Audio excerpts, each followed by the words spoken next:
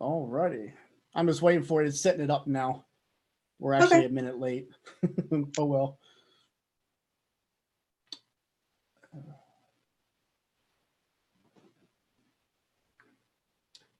Oh, there we are. We are live.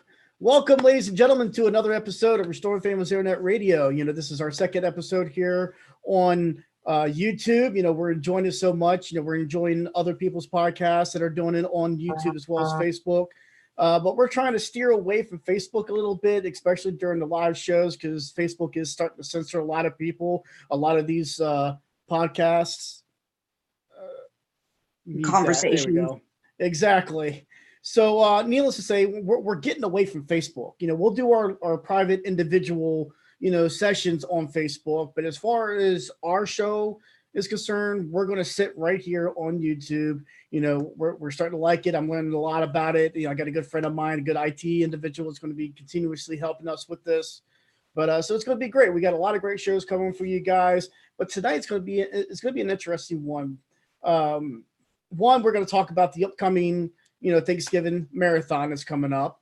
We're also going to talk about the recent shooting down in Florida, which is a very tragic situation. We're also going to be talking, Linda's going to bring up a topic about a child that was assaulted up in New York.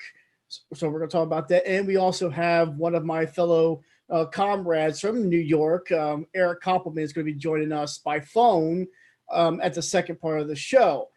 He's actually going through a situation right now that I didn't even know about. It turns out he's been going through it for about 3 months, and where CPS has gotten involved about his granddaughter. He's actually got custody of his granddaughter right now, but they're trying to take, the girl from his granddaughter from him and give to the father and all this other nonsense. So he's going to come on. We're going to talk about that for a little bit. And because he talks about these issues too when he does his podcast on WLINY, as well as I Radio USA from Long Island, New York. So it's a great opportunity to have another podcaster who's now going through it again to come on and actually talk about the beginning stages, because this is fresh for him once again. But this is him as a grandparent now, correct? Exactly. He's the grandparent now. A whole new set of rules because, Yep. I think as men, you guys fight hard enough for your children as fathers. I can only imagine what a grandfather goes through as far as trying to fight for their grandchildren to be safe. So exactly. Well, it turns out, though, I guess from what he briefly told me, because I was actually at work when he was talking with me, I told him that we'll get him on the show as soon as possible, and we'll talk about it there. I didn't have really the time to talk about it right then and there, but he told me the father's trying to get back in the picture, and try to take the kid away, and he's been raising his granddaughter for quite some time, ever since the daughter had CPS get involved and taking the child away from her. It's very fortunate he was actually to get CPS to relinquish the child to them and not put the child in foster care or in a foster home. So it's very unusual. We don't hear that a lot. Yeah. And I wonder what the situation is to why dad's wanting to get involved now. If there was an issue with sobriety, is he sober now? What is the situation where grandparents have had custody for so long, dad's coming back into the picture? Is there a reason why dad shouldn't be in the picture now? That's because I think, there's always multiple sides to every story. And I think one side that we fail to see is when custody is taken away for a valuable reason, like addiction or, whatever. Well, if they're sober and they've been sober for X amount of years, is there a reason why they can't gain their custody back? Exactly. I wonder what this situation is about. From the brief moment that I spoke with him, he said that there was drugs involved, as far as the father. I didn't get into the whole details about his daughter, because it is his daughter that had the child. But there's some things going on, and we're gonna get to we're gonna get through it when he comes on during the second part of the show. But I just shared it to Facebook, so if people want to go to Facebook right now, they can actually share it. You can also come on and join us live the number is if you want to come on here on Zoom with us. And I just lost it. You want me to put it up? If you will, please. Yeah, the number is 459-375-5568. There you go. All right. So yeah, if you want to join us live, you want to come on and make a comment, have your face be shown right here, just like ours are, feel free to come on. Everyone's welcome. If you don't want to be seen, then, we'll make sure that you stay confidential and in the background. But that's the way it works. But anywho, I really want to get, into the upcoming Thanksgiving celebration that we're doing, the marathon, the 24-hour live, right here, just what we're doing right now. We're going to do it right here on YouTube, via Zoom. Everybody's going to come on. We got so many great people, including you, Yes. Linda is going to be speaking. But I'm going to pull that up right now. Give me 1 second. I'm going to mention some of the other names that are actually going to be participating. This will actually be within my this. first year doing it as well. So any Absolutely. tips you want to offer? I don't know if I can talk for a whole hour, so I hope other people tune in. Well, this is also a great opportunity that if you have somebody else you want to bring on with you, they can also call into Skype and we can immediately unmute them and you can talk with them. And, if you got a friend of yours that's going through it that, wants their voices to be heard, you can have them. Speaking of friends, I have to tell you about this friend that I have that I am trying to get. She said she is going to do it live with me, but she won't be available on Thanksgiving. So you know how I co-parent, right? And I feel like I'm pretty decent at it. She's like the master of co-parenting. She has 2 children with 2 men, her exes, and she co-parents with 6 people. Her exes, their spouses, and her spouse. And between all 6 of these adults, there's like 4 children, and they do every birthday together, and they do every, like they're planning a spring break vacation for all 6 adults. And it's really interesting. They have like a whole group chat, and they're not, they have these rules where even if you get into a new relationship with somebody, the group has to vote on whether or not they're allowed in the parenting chat. And so when she got into a relationship with somebody, her 2 exes and their 2 spouses voted on when her new relationship would be welcomed into their parenting chat. And so it's a really cool dynamic, and I work with her, and she's here in my state with me. And so we actually started a counseling for co-parenters, and I'm really hoping to get her into this community. No one's heard from her yet. You have no idea who she is, but she's really, really solid with co-parenting. I think she's been doing it for like 7 years now. Oh, wow. Interesting. Yeah. Yeah. She definitely needs to start getting on the camera. Yeah. She's actually she's preparing for a deployment right now. She leaves for pre-mob in December, and she sent me a screenshot from her parenting chat, and her exes, they all voted to allow the man that she's been in a relationship for a couple of years to have parenting time with her kids even during her deployment. And so she called me up and was really excited that, they were welcoming even when she's not going to be available. So well, it's better to work with somebody else than to butt heads. It's not good for anyone to butt heads. So honestly, I think resolution, everybody has an opportunity for resolution. It just depends on if that's your goal. If your goal is to resolve things, you will be able to resolve things. If your goal is to be right and be correct and be in charge, then you're never going to resolve things. Absolutely. And that's one of the reasons why we do this, marathon every year. We do it for Thanksgiving. We've also done it for Christmas.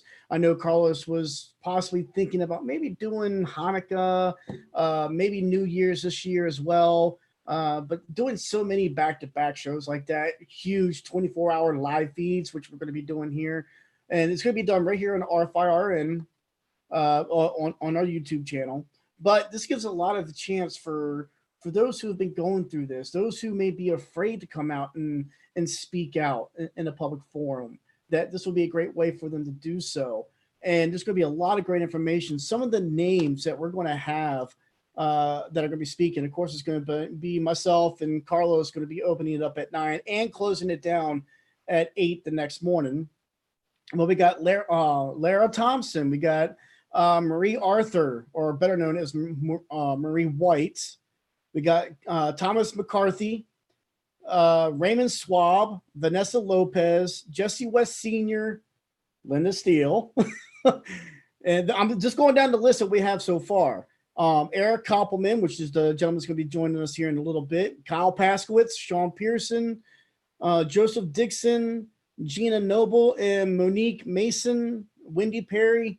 And that's it so far. We still got 4 slots open for Thanksgiving Day, and 5 slots open for Black Friday. So if anybody wants to, take over a slot, it's there.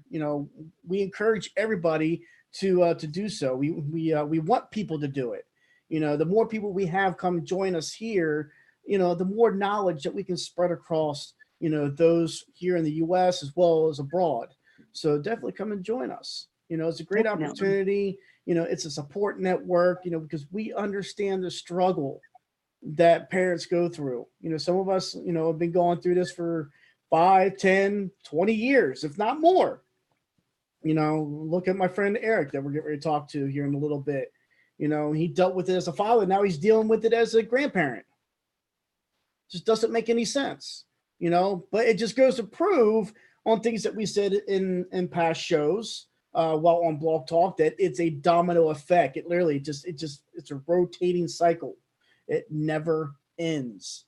Well, and that's one thing I try to talk about at the Capitol when I go up and speak about these issues is I told one of my legislators last week, I said, you are creating what you consider to be a functional law, but you don't understand the level of dysfunction in our community. So all you are doing is creating laws that repeat these cycles of dysfunction. And it was the same with, how we handle custody. Mm-hmm. It's not, in ways, if you read the law black and white, you're like, well, that doesn't sound bad, but it's how that law is interpreted and how that law is lived out. So what we had to do was we had to marry that law with the social effects, because it was like our legislators couldn't see the difference between these black and white words where they wanted to read it in a positive way. And I said, if you don't see how these laws negatively affect our community, then you don't understand how you are controlling us as parents and ultimately hurting our children. Exactly. And so that's what, we need to get these other people to understand is it's not that the way you're interpreting it is wrong. It's the reality of how that affects our community that is wrong. Mm-hmm. Oh, absolutely. So yeah, come and join us, this upcoming Thursday. We're going to start at 9 a.m. and we're going to go until 9 a.m. on Black Friday. So 9 a.m. to 9 a.m. Like I said, we still got 4 slots available for Thanksgiving Day. We got 5 slots still available for Black Friday. So come and join us, select a spot. We got some individuals that are contemplating, they just haven't, confirmed yet, but we have until, Wednesday to do so. But yeah, it's going to be a great time. Going to be a lot of knowledge, a lot of support. And yeah, I there's no way else to say it, that this is a time to come together as one collective unit and to show the unity that we are, that we have continuously done throughout the years. This is the 3rd year that we've done these type of events. So it's a great opportunity. Yeah. And I think it's really cool because so many of us give each other support. And, we don't live in the same state. We aren't able to physically be there for each other. But I think to see the power of how much compassion, the shared parenting community has and the, parental rights community has to come together like this and give time on a holiday for everybody else, I think it speaks volumes. That's why I wanted to get involved, because I've watched it for the past couple of years, and to see the dedication of these people say, what, I'm willing to give up my time for you. And I'm willing to give up my time with my family to make sure that you have somebody to talk to every minute of the day on a holiday that is, meant to be spent around family, and you're unable to. And that's why I wanted to get involved, was because that's exactly what the shared parenting community stands for, is building this family with those who aren't able to have theirs. Hmm. Absolutely, absolutely. I do want to let people know that the last couple of years we've done it on individual platforms, meaning everybody that was signed up to be a speaker, they did it on their own particular platform. This year, because of all the confusion from the last 2 years of everyone trying to go to another live feed and trying to find this one and trying to find that one, who's next, it's all going to be done on one platform. This year, it's going to be right here on RFIRN. Next year, we'll figure something out. Maybe the Christmas 24-hour live feed that we plan on doing will be done on maybe uh, Dad's Talk Today. It's a possible chance. That'd So, be cool. yeah, it would be awesome to have Dad's Talk Today. I know they're live right now as well on Facebook. But yeah, so we're getting all these podcasters, all these groups together to coordinate such an event like this, and to be able to have that assistance is just wonderful. I want to thank Carlos. He's the one that did this from the very beginning when he was with WLINY radio up there in Long Island, New York. So I remember when he sat around the table. I don't know if you remember this, Linda, but he literally he sat around a table and he had nothing but stuffed animals in front of him. No, I don't think I saw that one. It was a fundraiser he was doing, and all the stuffed animals that came in, if somebody donated to the cause, then that bear would go to one of the children within the movement. Oh, wow. So That is really cool. oh yeah, it was pretty cool, and I remember this big table, this big conference table filled with stuffed animals. It was pretty cool. That is awesome. So yeah, he's been in this movement not nearly as long as I have. I want to say about maybe 6 years. I think Carlos has been in this movement. See, I'm still a baby in this movement. I've only Mhm. been in, I just hit my 1 year mark in August. So I've Oh, only been in for, 16 months now. And I'm still a baby, like still, learning what the foundation was for this movement and who really started what. I did know Carlos Rivera started the 24-hour watch. I mhm, remember, I remember finding out about that van that he drove around. mhm. And he was one of the first people I found out about, and I followed him silently, like kind of in the shadows. And I think he's awesome, and I love his compassion and where he's able to go now with it. And so I think it's great. Absolutely. He actually did. He didn't wasn't able to finish it. I know he did a couple interviews where he actually traveled to a couple different states. I know he traveled down Mhm. here. I was actually his first stop. I know he stopped in Virginia. I think he stopped in Pennsylvania too. I'm not 100% sure, but he was trying to do a cross country tour before we got doing all this, marathon stuff, and it was amazing that he would actually come to your home and do the interview right there, in your Wow. home, and then share it online, and everything would be live too.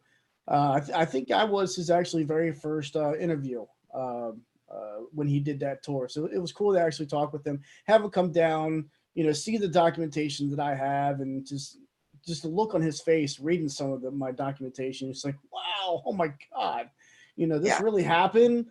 And he goes, I've been through the same thing. And he was telling me about it. I was like, that's the thing. These cases, even though each case is different, you're fighting the exact same system, regardless what state you're in. Yeah. Regardless. So it's the same monster. Yep. And it's crazy. In the past week, I've talked with different officials in different areas. One of them was a criminal attorney, and one of them was a sheriff department. Mm-hmm. And it's not like people know who I am. I'm not any sort of celebrity. So people, like, I can go and freely talk with people, and they'll just assume whatever they want about me. And this Mm-hmm. criminal attorney at this hearing was just like, oh yeah, like we had a small conversation, and he was just like, dads don't have support. The only support they have is incarceration. And I Mm-hmm. was like, or child support court. And he Or was like, child support. Yeah. exactly. And so afterwards we met, and he was like, so who do you lobby for? He thought I was a lobbyist. And I was like, oh, actually I created the nonprofit for fathers, since they don't have any support. And he was like, oh yeah, that makes sense. And then today I was talking with the sheriff, and it was over the phone. He had no idea who I am. I just called because I'm a concerned citizen, and I want to ask questions that he thinks I don't know the answer to. Mm-hmm. And so I said, what should a non-custodial parent do if the custodial parent doesn't give up their time, when they're supposed to? And he goes, well, what you do is you call down here, we'll give you a report, you show up to court about 400 more times after this happens, maybe the judge will do something about it. Wow. And I was like, well, it's interesting that you know that. And he goes, yeah, it's a messed up system. And I was just like, so are you going to do anything to like help fix this, or like you're just going to keep letting it go by? And I ended up talking to him, and I said, well, do you mind if I speak with your lieutenant? And so I have a meeting set up with him the Monday after Thanksgiving to try to create a program within the police department to uphold our custodial agreements. And so on a basis of like, if your deputies are this aware that they're going to say this, like, there's a problem, maybe we need to create a solution. Absolutely. Well, we definitely got to come up with solutions. I know a lot of people are speaking off the whim, and they're doing a lot of frustration talks, I guess you can say. They're getting that frustration out. But I know you've had discussions with other people as well as on other podcasts about this. We've got to come out with solutions. Stop talking about the negativity and let's start talking about the positive stuff that we can do. Yeah, I mean, we all have the same story. It's the same story, different parent. Yep. And it's not to discredit anybody's story. And there's people that you can go to have conversations about what you're living through, because you do need that support.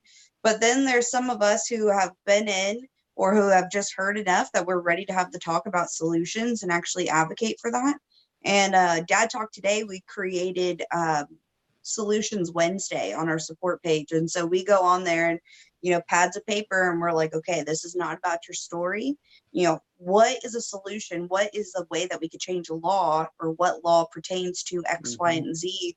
And I actually took that conversation, applied what we talked about, and wrote a revision for child support enforcement. I've sent it to 2 representatives and a senator, and I have a meeting with my senator on Monday, tomorrow, because they actually liked the solution, and it was to eradicate incarceration and promote education. And so they mean a lot. These conversations, if we direct it in a way that is actually for a solution, will be more productive. We need to quit directing these conversations towards the story. We know the story. Right. Absolutely. But with that, so many people are going through the hard times. I do want to, show this real quick. And of course, it's a suicide hotline number. If you're having these ideologies of wanting to commit suicide because you just can't deal with the stress anymore, with the struggle that you're going through, you're not the only one. You're not going through this alone. This is why we are doing this marathon on Thanksgiving Day into Black Friday. So if you are having these ideologies of wanting to commit suicide, please reach out and talk to somebody today. You can, you can reach out to Linda. You can reach out to myself. There's so many people within this movement that you can speak to. But, it doesn't have to be family law related. Anything that has got you thinking or having these ideologies of wanting to commit suicide, reach out and talk to somebody. Suicide hotline number is right there. 1-800-273-TALK, 1-800-273-8255.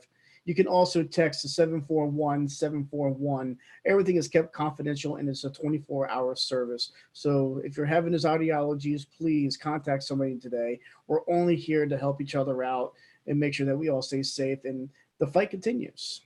Yeah, and please don't think when we say, we've heard every story, that doesn't mean we don't want to hear yours. There's definitely times when it's necessary, and we take that time out for every single person in the shared parenting community who reaches out to us to be that listening ear for you and be that person to talk to. There just are times when we are having specific conversations for solutions, and we need to keep it objective. So that doesn't mean that, we're not available for you, or we will, not listen. We absolutely will.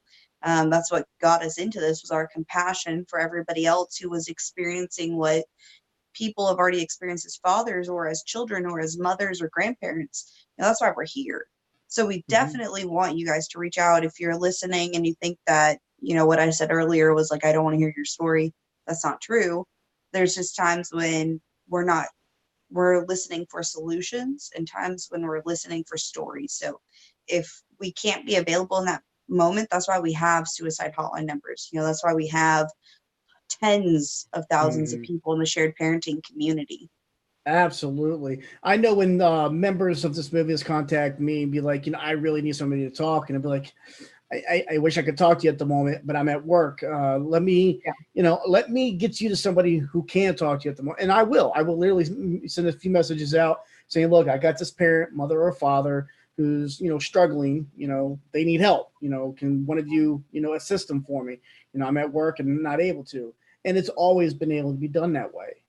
When you have that support network, everyone is willing to step up, especially, when you are working as one united team, and we're getting there. Yes, we're still having those struggles. We still have our haters out there, but that's just life. We're always going to have the haters. Yeah, and I think actually we're making headway on breaking down these barriers. And I think we need to continue reaching out to other organizations that don't have our same agenda. I was at a coffee shop 2 nights ago, and I'm a talker and I'm not shy. I'm pretty. You shy? Never. Whoever told you that, they were lying, because I'm not. And I ended up talking with 2 young adults that were maybe 21 and younger, not parents. And I was like, this is what could happen to you. Like, do you know what Title 48 is? Well, come sit down with me. And they joined my parenting council because I created a council because my legislators wanted more opinions of parents. And so we have a once a month meeting now called Parent Council Solutions. And these young adults joined and they said, we're going to be future parents one day. And I want to know what these laws are. And I was like, good for you. So, break down those barriers, have the conversation with the person who doesn't agree with you, because I'm sure you'll find common ground somewhere. And Absolutely. that's what it's about. And that's a problem with today's society. And it's none of our children today know their rights. But we have to be the one to educate them. Yeah. And I don't know. Did you hear about the standoff that happened yesterday in New York? Yes, and I actually tuned into the podcast on YouTube about it. Yeah. That was crazy. I didn't know anything about it until I literally, it was Lisa something sent me a message and it was tagged in there. So I was watching it. I'm like, oh my God. yeah. I'm like, over 30 round magazines. But he didn't even have them. No, he did have them. I thought they said they didn't find anything. No, he didn't have a gun, but he had the magazines. Oh, because I came at the end of the podcast and I thought I could have sworn they said they didn't have them. Well, no, they were able to confiscate them. First of all, it is a violation of the gentleman's right. One, they're in his home. It's not like he's bringing them out in public. Yeah. It's definitely. Wasn't he a father too? He was. From what I gathered and from what research I was able to do before going to work and whatnot, was that there was a dispute with his wife earlier that day. And I guess she had left the home, called 911. They show up, and apparently the wife had told him that he's got these 30 round mags, for like an AR-15 and whatnot. So here they are thinking that this guy's a complete crazy lunatic, like he's really going to hurt somebody. But he didn't even have an AR. He didn't even have a handgun, in the home. He was a veteran, and if you're watching the videos, a few of the videos I did see, he was wearing a flak jacket because he was afraid of getting shot. Well, that's what his biggest concern was, is that he was basically false reported on, and these cops were contacting him like he was a terrorist. And he was like, well, how am I supposed to let myself go? He's like, and he kept telling him, he's like, I know my rights. I haven't done anything wrong. And the whole thing, I just think, and that's the problem with our society. The whole thing got out of control. And we're so quick to label people and to assume the worst of people. Did you see what I posted? Freaking, what was that? I did not. 2 days ago with my son at 8 years old was accused of assault and battery. Oh, at a school? at a school, and they have a form called the detention suspension due process form, and he had a due process hearing in his principal's office for domestic violence, or not domestic violence, For but giving somebody a hug. assault and battery of a teacher. I'm not kidding you. I'm not, Brian, I'm telling you, when as calm and collected as I have always been, I see this paper and immediately I think of all of you men who have been falsely accused of domestic violence, right? And I'm like, my 8-year-old son, okay, mind you, this is the same boy that I have to keep telling to quit, making breakfast for his siblings because I'm the parent and I can do this, who has always been, just a caring child. I never said his behavior was always the best, but he's never been malicious. And so I'm like, kids just being kids. Well, so I'm thinking kids are being kids, right? No, it was a teacher that accused him of assault and battery on her. The teacher. Oh, wait a minute. How old was your son? 8. And he's not even, I'm 5'3". I don't make big children, okay? This teacher claims that my child punched her 3 times in her calf muscle because he was sitting on the ground, okay? And I'm like, Keegan, well, did you punch a teacher? And he was like, no, Mom. He was like, he's like, it was the back of my hand. She just walked past me and I tapped her. And so I had to explain to my child what it meant to be accused of something because you put your hands on somebody. And I said, do you know what a due process is, son? Do you know what due process is? And he was like, well, no. I said, then how did you have a due process hearing with no representation? Like, I was his dad. Well, first and foremost, he's a minor. The parent has to be present. No, yep. None of us, my dad or his dad or myself, we never got the call. They didn't even call us afterwards. There was no forms that we had to sign or fill out acknowledging that we knew what happened. It just happened to be a note in his backpack. When you think this is crazy, so I started looking at different charges that children could have.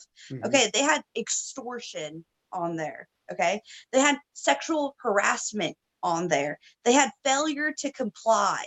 And I'm like, my child is in the 3rd grade. What are we doing?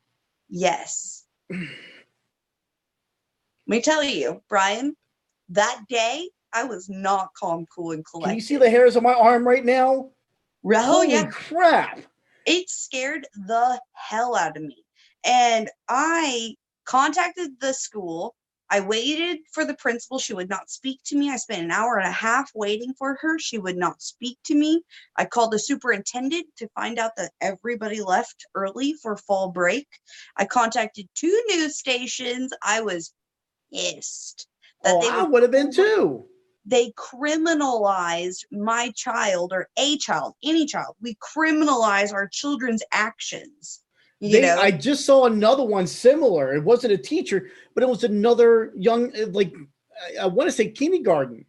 Yeah. They literally, another kindergarten giving a hug to another kindergarten, and they said it was an assault. I'm like, first of all, how is that an assault? That's just, really? Are we really teaching our young kids this? Like, I would be afraid that they would call that sexual harassment now, and to think like, I lost my mind, lost it. I'm not kidding you. I was so scared that my child, this is how little kids end up in juvie. This is how little kids end up incarcerated as adults. And we start labeling 8-year-olds, and like, I could understand, like, there's children who genuinely have malicious behavior. Okay.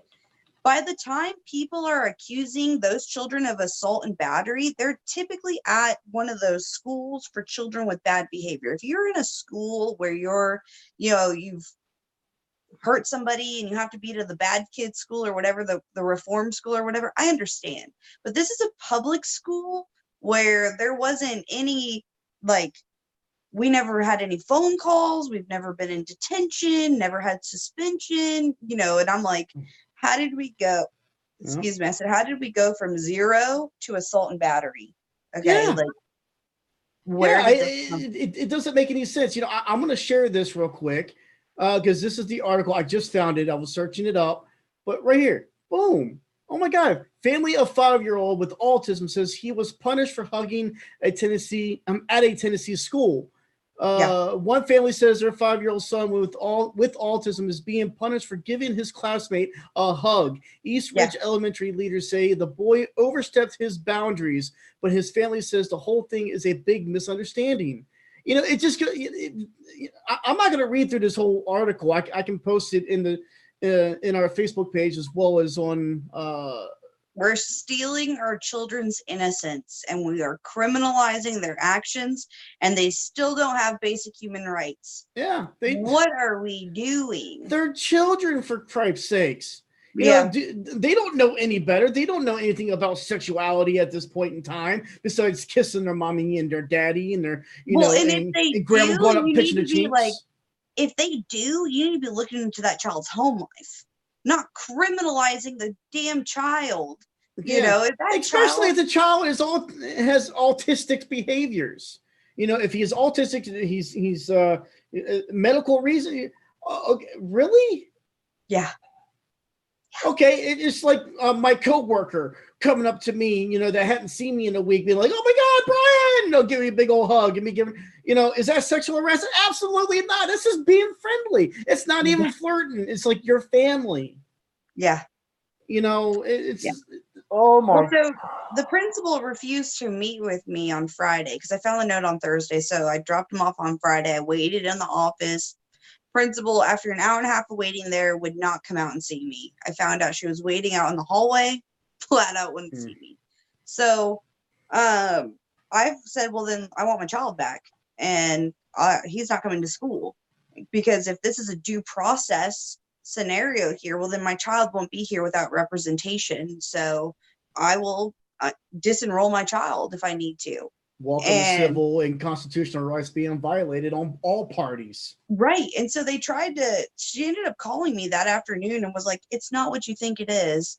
And I said, if this isn't what I think it is, and this isn't a real due process hearing, then why are you indoctrinating our children to understand criminal formality?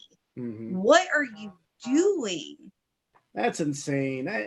It's when I see articles like this, and I didn't even know that happened to your son, but to see this article though of this 5-year-old autistic boy, there's many of them out there. A couple of years ago, I think it was more than 4 years ago, where a kid was at a lunch table eating his lunch. And he was eating Pop-Tarts, and he took one in the shape of a gun.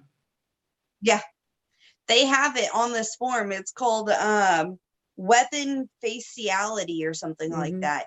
If that form doesn't scare the hell out of you as a parent, I don't know. We had a lady here in Oklahoma, her and her husband had all 6 of their kids taken away because they homeschooled their children, and the CPS worker that got called on them assumed that, or felt that they were malnutrition. She's not a doctor, okay, but she felt that they were malnutrition. Right. Even though they were cleared by the doctor, CPS still takes them away. And then the CPS worker comes out, and it's like on record somewhere on some news station that says, well, the majority of children who are homeschooled, have abuse going on in the home. That's why they're homeschooled.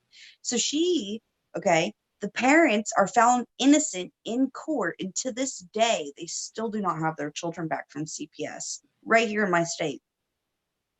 Scary stuff. That is absolutely. But when we talked about the incident up in New York about the guy, being held up, it was 7 hours standoff. And this is going to lead right into the next topic here. And, I want to try to get to this real quick so we can get to your topic of the New York child being assaulted, literally being assaulted. But a lot of people just found out that back on Thursday, there was a shooting down in Florida. Don't ask me the name of the county off the top of my head. But there was a shooting down in Florida that one lost his life, which was a father of a 2-year-old. I'm sorry, 2-month-old. A 2-month-old child, okay, who he was there to pick up for a visit. Now, granted, the actions of the father, the mother, The grandmother and the boyfriend, none of it is exceptional, exceptional whatsoever. It's not accepted. It's not warranted. We do not condone anything that took place, and so please, we're not with the father here. But at the same time, there is way too many questions that are unanswered. Specifically, that before the father and the grandmother showed up to pick up the child, that they had already called the mother and let her know that they were on their way. They would be there at the designated time to pick up the child. And then when they show up, the mom's not around to relinquish the child. The boyfriend was, but the mother wasn't. And then the mother wanted the grandmother and the father to wait until she returned home to get the child. First of all, if there's a designated time and it's court ordered, it don't work like that. In my personal opinion, this is fishy, considering the fact that the mom was not there when they arrived to pick up the child at the designated time ordered by the courts. Well, and she was aware that they were headed that way previously, so it's not like she had a reason to assume that they wouldn't be there on time. Mm-hmm. So, yeah, exactly. Go ahead and talk for just a second. Eric just contacted me. Give me 1 second. Yeah, sure. So I think what we really need to understand within these situations is the fact that how our current system is operating doesn't work. We're not protecting the child. We're not protecting either side of the parent. We have plenty of stories that can show the criminality side of a custodial parent or a non-custodial parent. How our current system is operating only hurts the child. We literally leave the child vulnerable in these situations. When we allow the courts to depict who the parent is, we call the courts the godparent. And when we allow the courts to play the godparent, it's our children that lose at the end of the day, hands down, every time. For everybody that I know that co-parents didn't go through the court system. Okay, I successfully co-parent with my ex-husband and my other ex-husband's family. There's like 20 of us, and we share time, we do holidays, we communicate. I've never stepped a day in court. My other friend who co-parents with her 2 exes and all 6 of the parents all together, we don't go to court. We know that that's a bad place because we would be giving up our rights as parents to choose and to have conversations of what's best for our child and leave that up to a court system that doesn't know who our child is or what is best for them. So for those of you who are stuck in this monster of a court system, it's designed for the courts to win and parents, and most importantly, children to fail. And that's what, Brian's radio station hosts is the proof that it's us as parents and our children that fail, and it's the courts that remain to win. I would urge all of you to go read your care and custody laws. Ours, within the first sentence, specifically states the court shall. Okay, and there's 3 sections, and of the court shall, it states who's going to be the guardian, who's going to be the custodial parent, how the medical insurance is going to be depicted, the education, and the visitation. That's all of the court's decision making.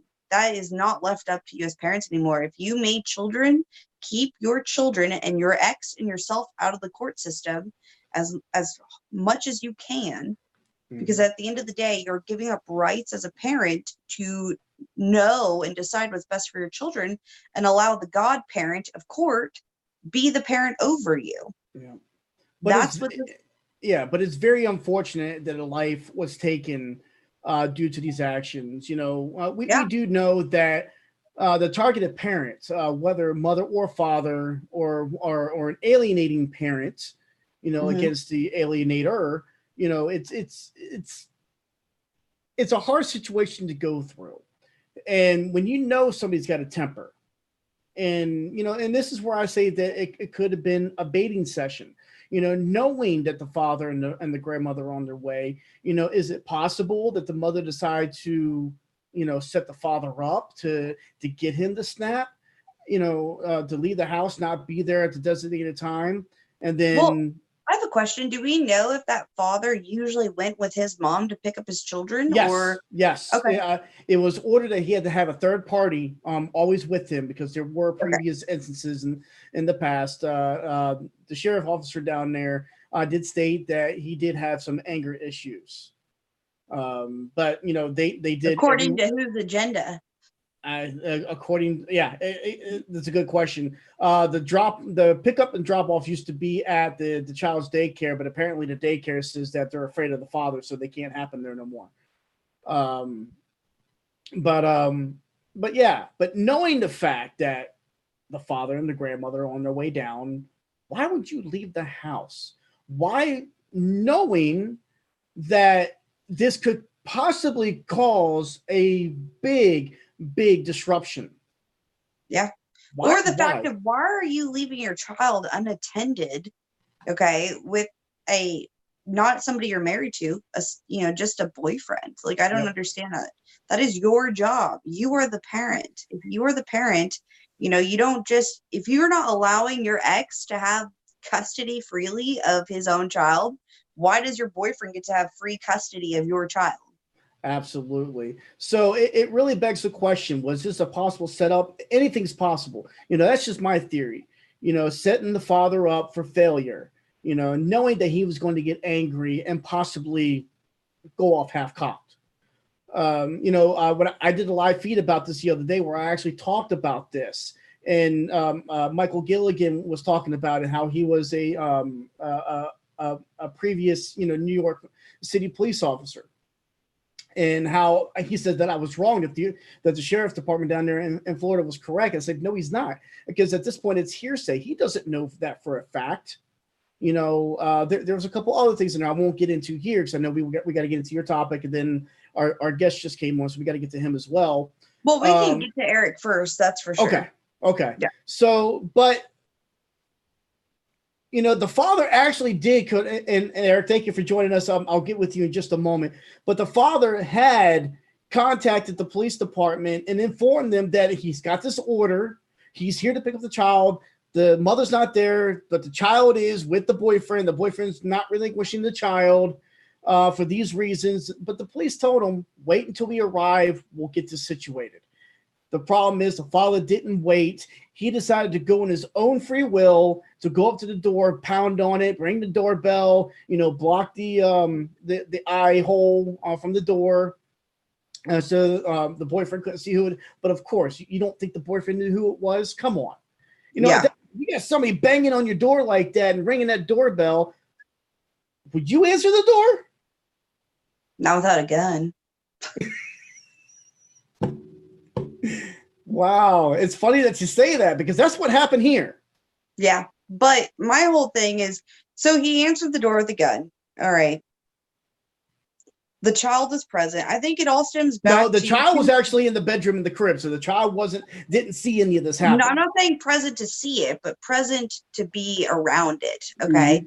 At the end of the day, the custodial parent left the child in the hands of somebody who was not their parent, knowing that it was somebody or their dad coming to pick up the child. Yep. Okay. The whole situation could have been avoided. I don't think the mom should get off scot-free, being as though, and I don't think the boyfriend she started the situation from occurring.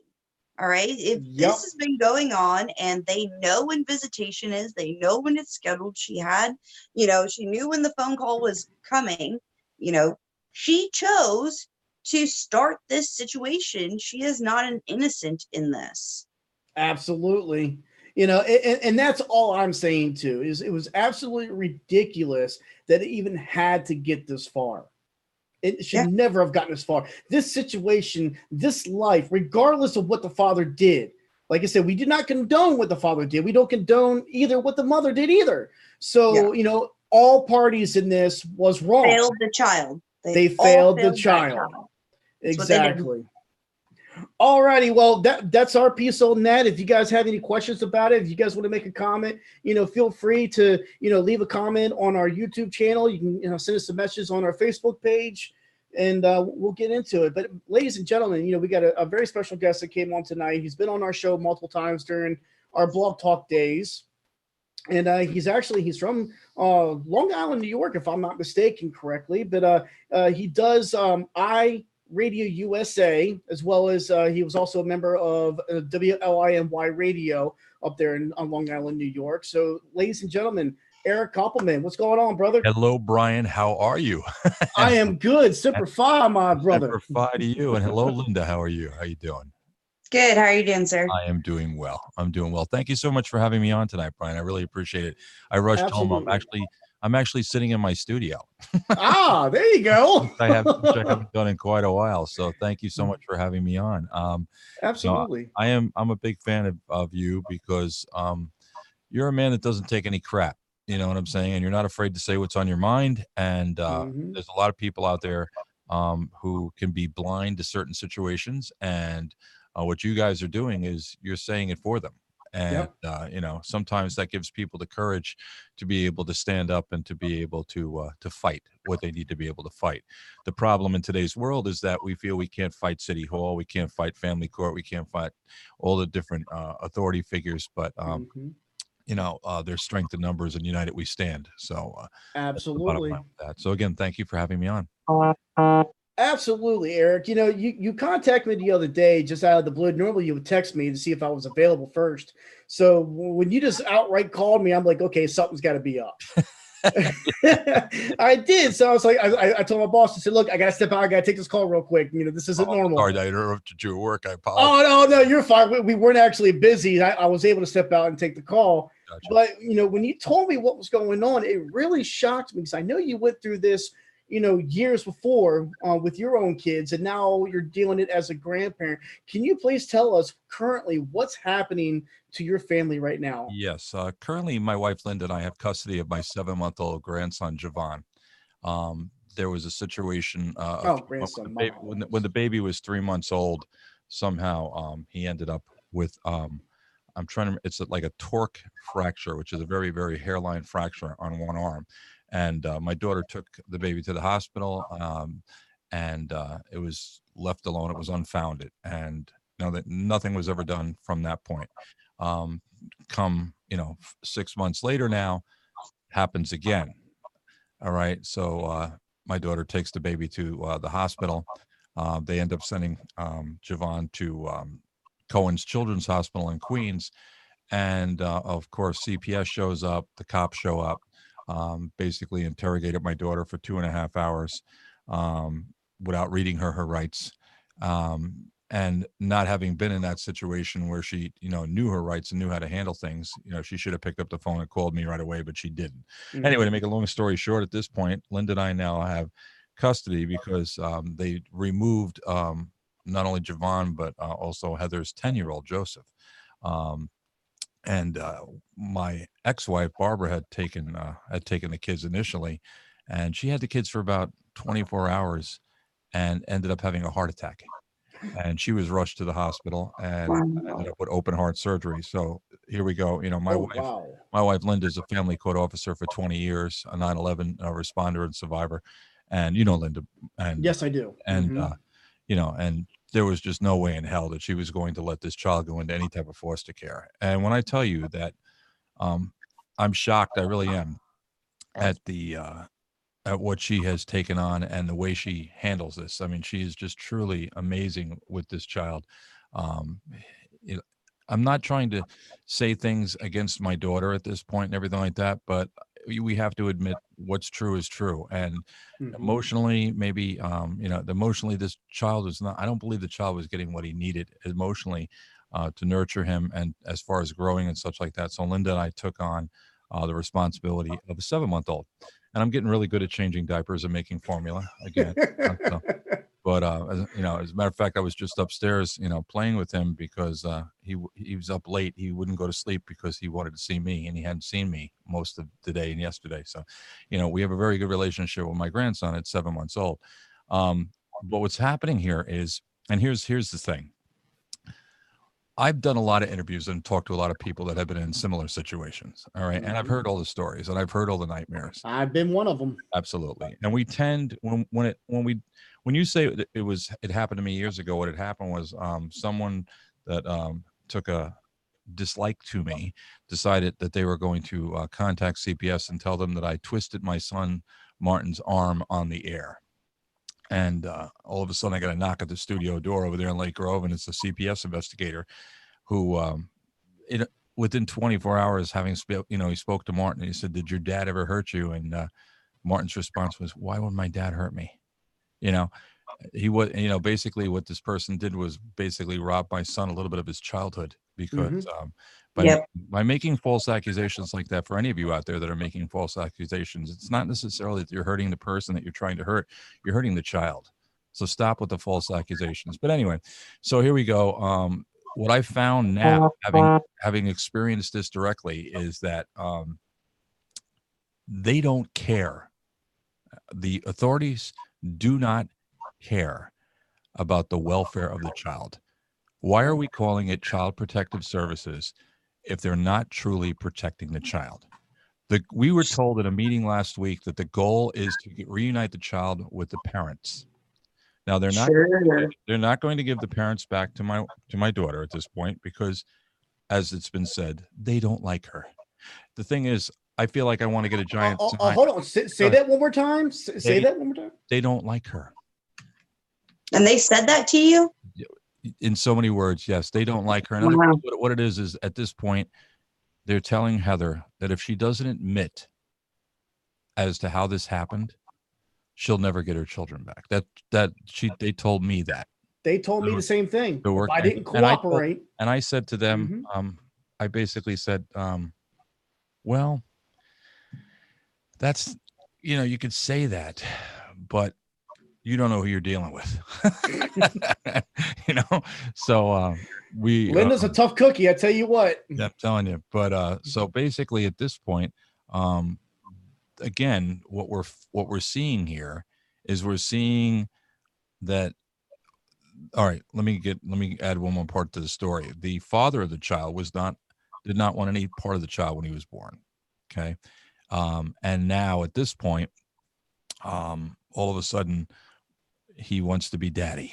Okay. And when we went to court last time, they ordered a DNA test, and the babies had the DNA test, and Heather's had the DNA test. We're going back to court on December 19th. They actually tried to give Jovan to the father, so-called father at this point, because he's not legally the father, without him being even determined that he was the father. And the judge, of course, ruled against that. But we're going back to court on December 19th, and it looks as if they might give custody to the father.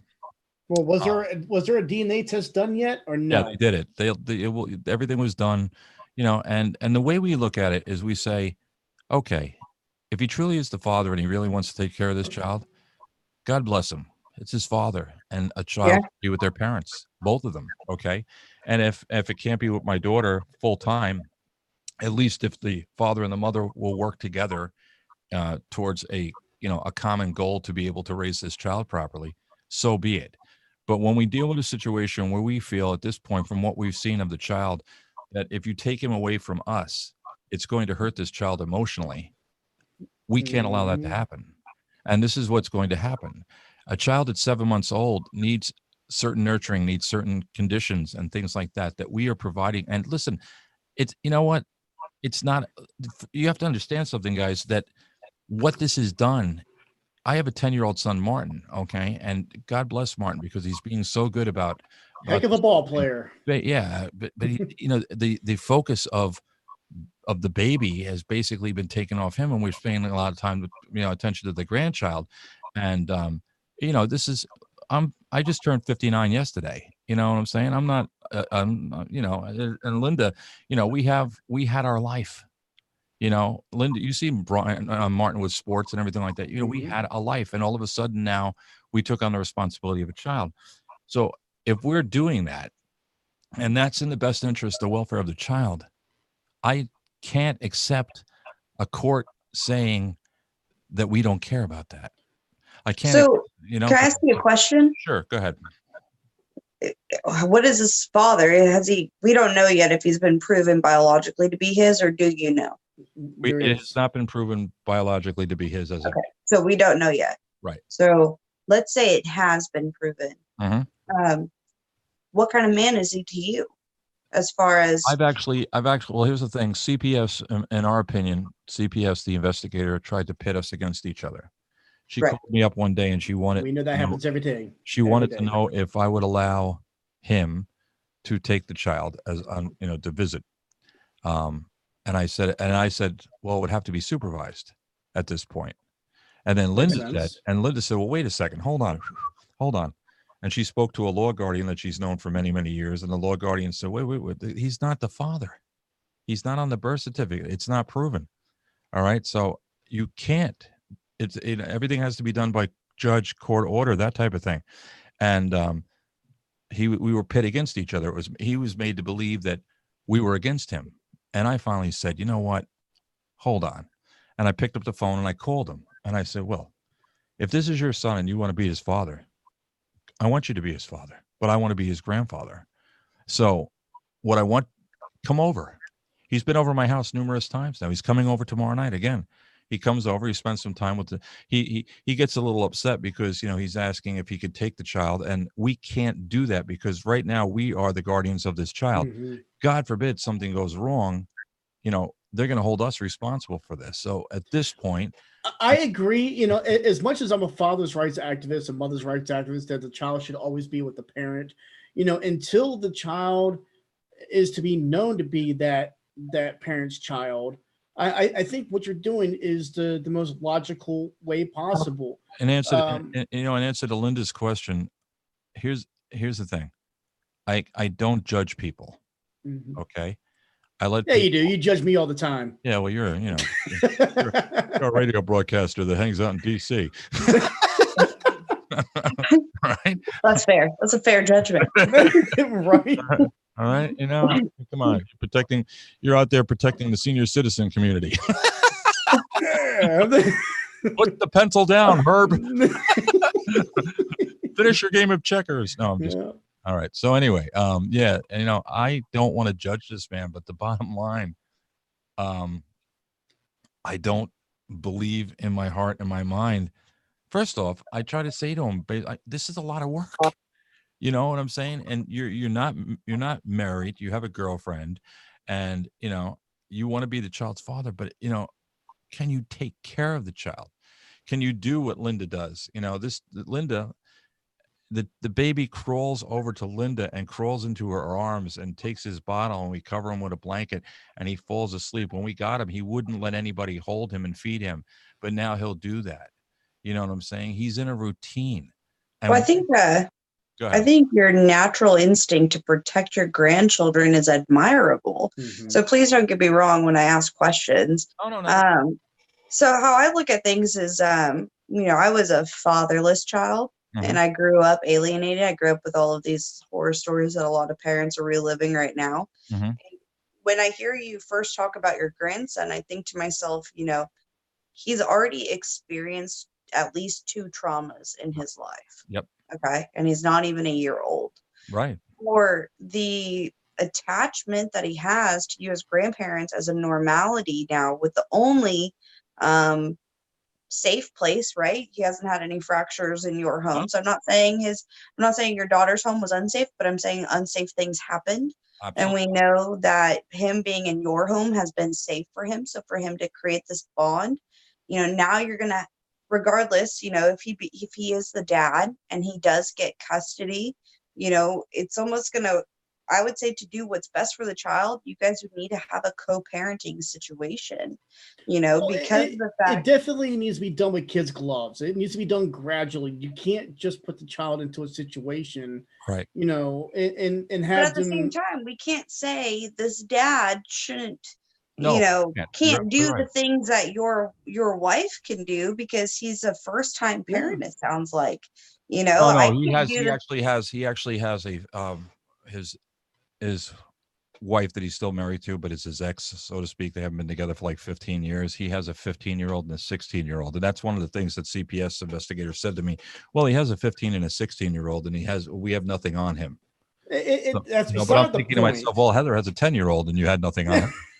So it's like, come on,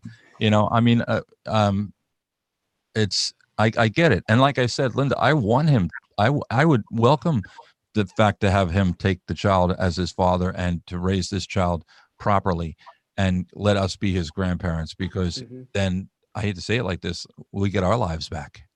Well, that's not a terrible thing to say. You know what I'm You've saying? raised your kids. Yeah. Yeah. You know, I My mean, parents said the same thing to me. You know, we don't want to raise your kids. You should be raising your kids. Between Linda and I, there's 9 kids and 11 grandchildren. So it's like, My God. and I'm an animal.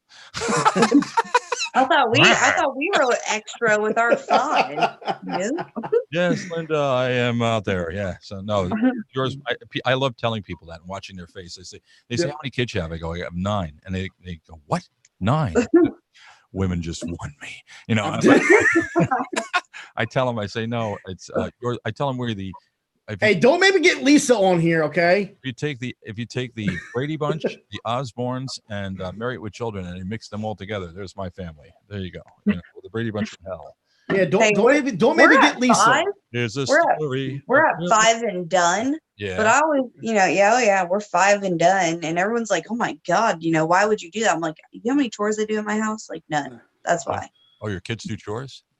Absolutely. You got to write a book. You got to learn how to do that.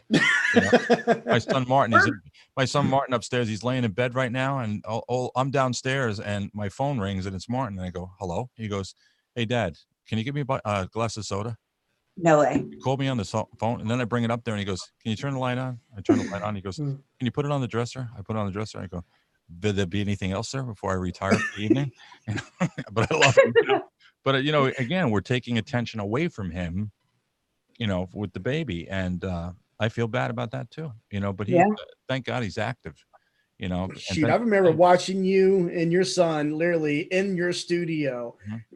Funny things, sitting on his lap and everything. He goes, "Who's your favorite parent?" He goes, "Mommy." Yeah, I actually posted an old video of us doing Linda and the DJ with him sitting on my lap. Now the only time he sits on my lap is when he wants money. So no, seriously, he's beyond that. Now we're reaching the age where, and I that's the other thing I say that, at this point, I got to ask other parents out there, are at 10 years old, 11 years old, are your children ignoring you too? My son tells me, my son tells me, he says, "Sometimes you annoy me." Well, check this out. It happens in different stages, and it also depends on the situation. Like my daughter, it's very rarely do I ever get to talk to her on the phone. Whenever I do get to talk to either one of my son or daughter over the phone, she's like, "Oh, I'm too tired to talk." Right. Yep. And it's like, but I haven't talked to you in over a week and a half. Yep. I really want to hear your voice. And my son is like, "Well, she just doesn't want to talk. She says she's too tired." One word, you get one word answers. How was your day? Great. What are you doing? Nothing. Playing on tablet. Well, what you playing on tablet? Fortnite. Oh God. The point I'm trying to make here is not so much about that. I don't want the father to be his father.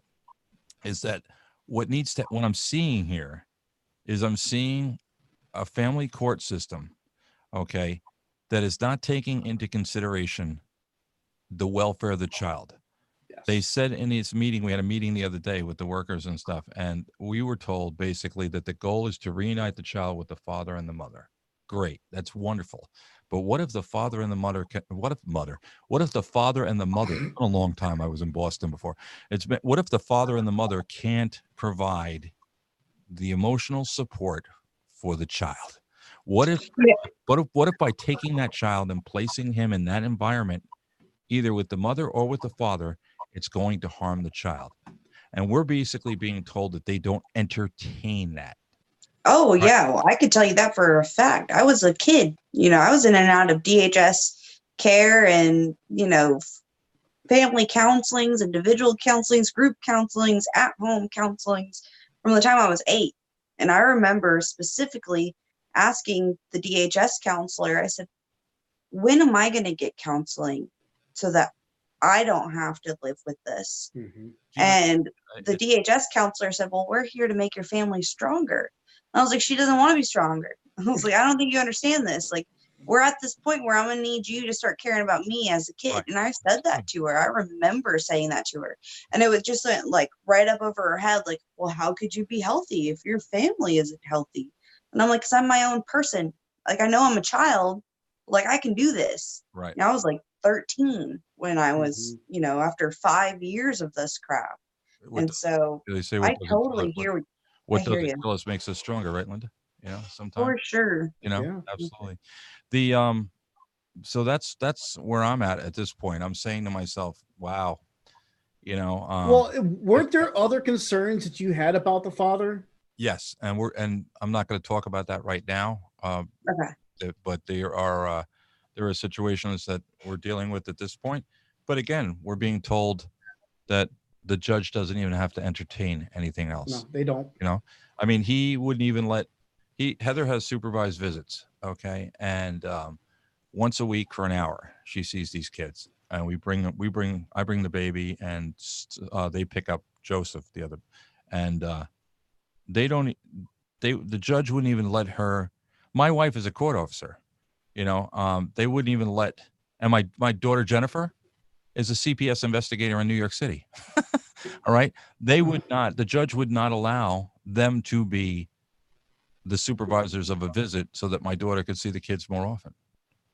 My daughter, Here's the reason why, because they think they're going to give her special privilege because they are a family member. I got it, but they wouldn't also, Brian, they wouldn't even entertain. Oh, I know. It's like, you would think with the oath that they take, though, like they would at least be guarded in some way to say it's okay for your daughter, who's the CPS investigator, to do this, because she's taken this oath.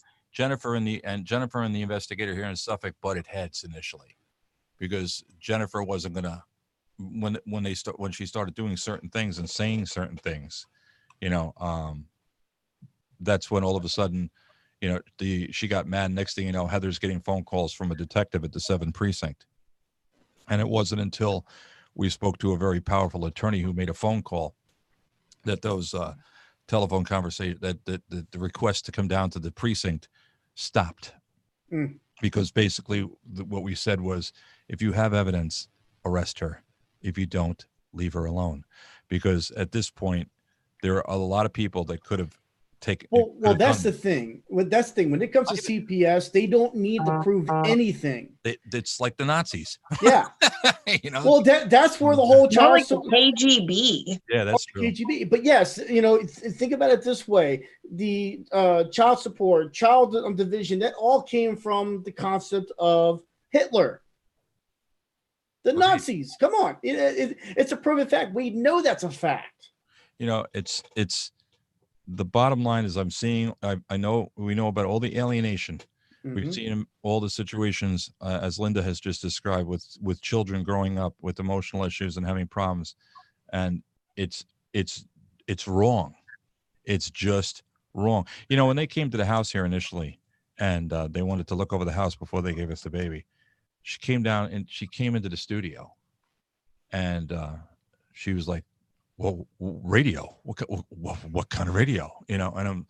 Anybody could check it out, see what we've done with between the morning show and everything else. You know what I'm saying? So Cop and Calamity. But Gina and I are bringing that back. But and I talk to Gina almost every day. But the thing is, I don't want to have to. I haven't done it in a while, Brian. I'm not even on the air that much anymore. You do like small little video clips called the Ranter. Yeah, well, Ranter. That's what I should be doing. What Linda doesn't know. Linda doesn't know what the Ranter is. The Ranter would be. I don't.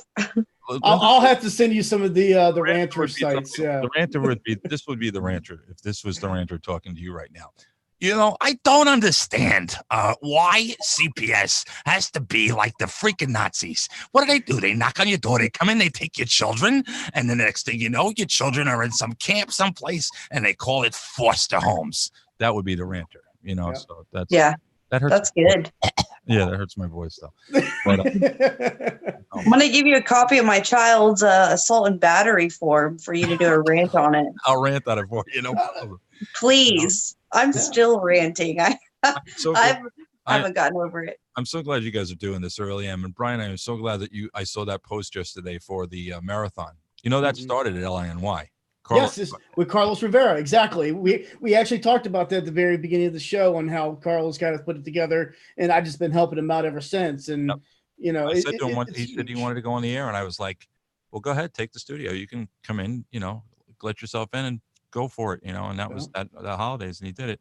And I told her about the big table that you guys in here. The With the stuffed animals. Yeah, with the stuffed animals that Carlos was doing. oh yes, that's in the best interest of the children. Yep. He does the show, absolutely. Carlos, I'm so glad he's back in practice, and Oh, same here. He's got the biggest heart, and it's just a shame. It really is. Everybody's entitled to make mistakes and things like that, but to be persecuted and to be put in jail, that's not necessary. I mean, come on. It really is not necessary. I'll tell you a real quick story. When I was divorced back in the 80s and from my first wife, and I had the child support down to zero, and I got into a little bit of a situation, and I wasn't around for a couple of years there, and we ended up there was like a $3,000 or $4,000 child support bill out there. Well, that 3,000 or 4,000 turned into $9,000. Okay, and they suspend my driver's license.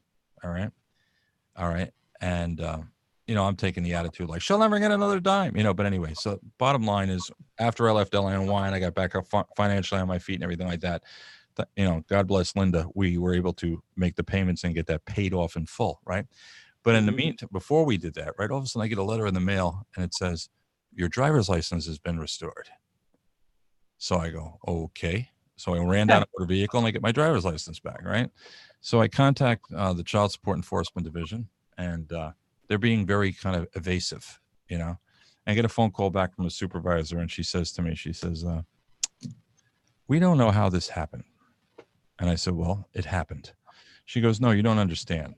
Somehow the computer system up in Albany, with all the fathers that are out there that have lost their driver's license because of non-payment of child support, somehow the computer system failed, and it sent out, it restored everybody's driver's license. What? So are you serious? Yes. So because it did that, all right, they were obligated at that point. They had 45 days. They were obligated at that point to allow fathers to come back in without having to put any money down and to make payment arrangements to be able to pay the child support. So that's what I did. I went right in, made the payment arrangement again, and paid it off as it was to be paid off. But the funny thing is that, just a little bit of prayer. And I was like, she's like, I don't know how this happened. And I said, I know how it happened. Just talk, I talk to a higher authority sometimes, and I said, hey, can you help me out, God? And next thing you know, pop, the computer system up in Albany goes, blah, blah, blah, blah, blah. Thanks, God. I have to think of it. What else could it possibly be? You know what I'm saying? Thank God you prayed on that day. I prayed on that, boy. I'll tell you. So I have a question for you. After you made your payment arrangements up, were you able to get current? Yes. Oh, absolutely. Well, you see those? You see those interest payments? Holy crap! No, it's ridiculous. Even Carl. So I actually just wrote a child support enforcement revision, and I wanted to use an example of somebody who was able to not face punitive measures and actually be able to pay their child support and get caught up when they didn't have punitive measures faced against them. So absolutely, I'm your textbook definition of that, because the thing is, if you tell somebody, first off, you're going to tell somebody they have to come in with $5,000, let's say, or something, to even 1,000, even 100, when they don't have it, and you're gonna suspend. It doesn't make sense. If you're going to suspend somebody's driver's license and they're, let's say, a CDL license, which is what I had, if you're going to suspend a driver's license, how the hell do you expect a person to work to be able to pay their child support? All right. You're speaking like common sense there. But here's, and I'll go so far as to say this.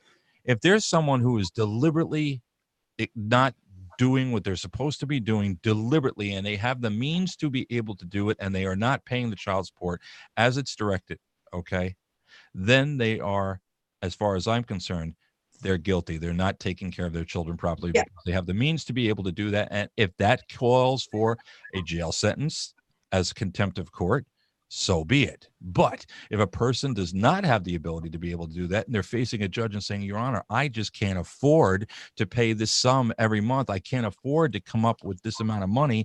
And I need, it's debtor's prison. That's that's what I say. So as far as the revision, Linda, Mhm. I like anything you need. I'm there for you. Whatever you need, I'll answer any questions you have. All right, yeah, that'll be great. I'm actually I wrote the revisions. It's a two-part, and one deals with the dad who just can't pay his child support because it goes off of, he doesn't make enough of an hourly wage between supporting his own household and making his child support payments on time. And then the second part of the revision is for the parent who has fallen a little behind that just needs some help catching up. And so It's really bad. I mean, it's a collection agency that is like just absolutely yeah, ridiculous. It's like well, if I go like, to and if I can't if I want to take if you say to me you're going to have to pay. All right, let's we know they're taking 17% of an income, let's say for initially for one child. Okay, so if that's the law and 17%, then the parent's going to have to deal with that. It's 17%. But the bottom line, if they fall behind, there has to be some form of advocate or something like that that they can go to and say, hey, listen, I'm willing to pay this, but I need a reduction, and they say, oh, well, you can go to court and ask for a modification. Yeah, good luck with that. Yeah. Yeah. So It could take what I'm 6 months trying to a to do, year. what I'm trying to do is actually have a child support counselor where you can go and you can show them your child support payment, give them your bills and your gross income, and talk it over with this counselor to show proof of either, hey, I can't make my payment and survive, or be enrolled in one of these two programs, because I'm a statistics person. So I love facts. And if we read laws and we equate them to facts, we have proof. Right. And so I found out that in my state, we are the lowest state in having a secondary education. Most people will not get a secondary education after high school, have that be a trade school or college. However, we do have a high veteran rate, and we have a very high poverty rate. So if you look at the demographics of child support payees, then they are going to usually come from a low middle class or lower. They are not going to have a secondary education, and yet their child support is going to require them to make at least $23 an hour. Right. So why aren't we, if DHS already has programs for single moms and custodial parents to help them get an education within the medical field, why aren't we offering secondary educations in trade schools for fathers or non-custodial parents to be able to make an hourly wage that's conducive to a child support payment? Yep. And so instead of incarcerating fathers or incarcerating non-custodial parents, why aren't we helping to afford an education? So if you are interested in that Title 4D money, instead of making that off the backs of broke ass parents or parents that need help getting a higher wage, make it off of a trade school that's willing to educate parents in order to make an income that supports their family. Absolutely agree with you. And the other side of the coin, what about some form of mediation where a mediator can sit down with the two parents and say, do you really need us? Yeah.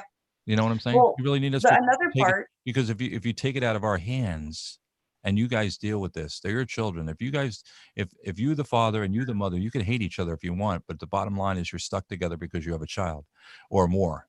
So the bottom line, why can't you two?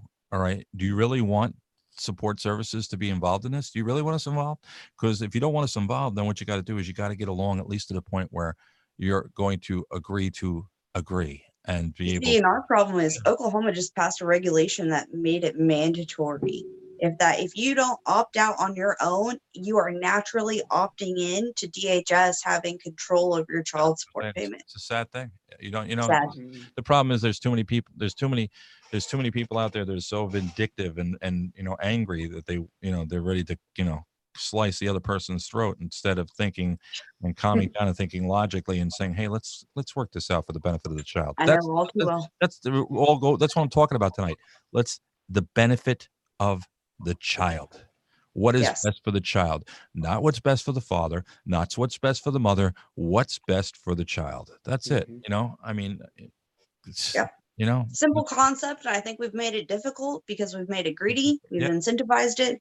And I think we have too many cycles of adults now who are children that didn't have parents that put them first. Yep. And now we become parents who don't know how to put our own children first. It's scary. And it's scary. That's again one that thing, domino effect. And I started a nonprofit called The Child's Worth because I understood from a child's perspective how it was too easy to fall into the traps of repeating these cycles.